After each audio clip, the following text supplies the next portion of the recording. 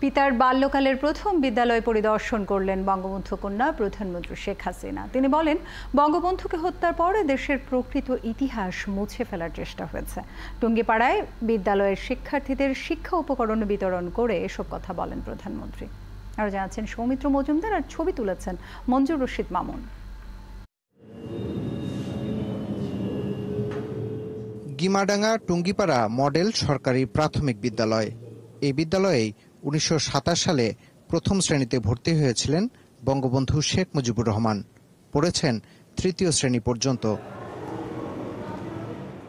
সফরের দ্বিতীয় দিনে জাতির পিতা বঙ্গবন্ধু শেখ মুজিবুর রহমানের স্মৃতি বিজড়িত গিমাডাঙ্গা মডেল সরকারি প্রাথমিক বিদ্যালয় পরিদর্শন করেন তার মেয়ে প্রধানমন্ত্রী শেখ হাসিনা।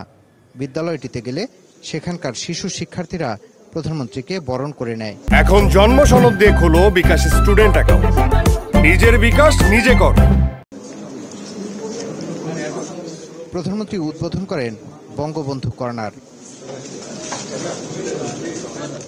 এসো বঙ্গবন্ধুকে জানি শীর্ষক একটি ছবির বইয়ের মোড়ক উন্মোচন করেন তিনি।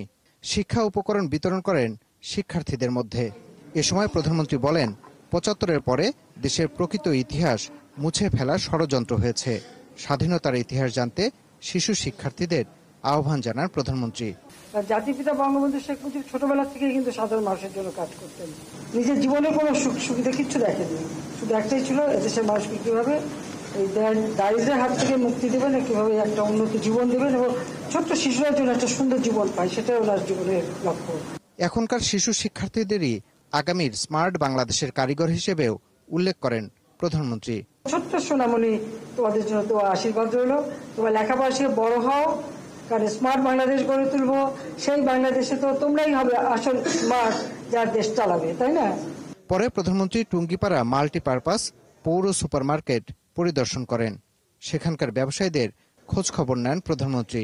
দুপুরে জাতির পিতা বঙ্গবন্ধু শেখ মুজিবুর রহমানের সমাধিতে শ্রদ্ধা জানিয়ে ঢাকার উদ্দেশ্যে রওনা দেন প্রধানমন্ত্রী শেখ হাসিনা।